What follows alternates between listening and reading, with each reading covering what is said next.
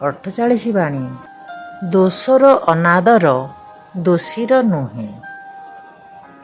ଦୋଷ, ଅନ୍ୟାୟ ଓ ଅପବିତ୍ରତାକୁ ଅନାଦର କର, କିନ୍ତୁ ତାହା ବୋଲି ଯେଉଁମାନେ ତାହା କରନ୍ତି ସେମାନଙ୍କୁ ନୁହଁ।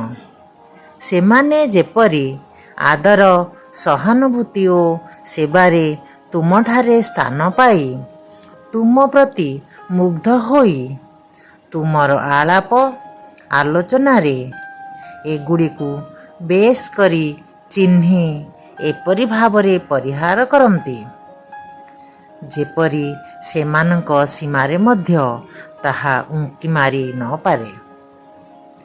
ଧନ୍ୟ ହେବ ଓ ଧନ୍ୟ କରିବ, ତାଙ୍କର ଆଶୀର୍ବାଦ ତୁମଠାରେ ଉଛୁଳି ପଡ଼ିବ ଦେଖିବ। ବାଣୀ ସଂଖ୍ୟା 48।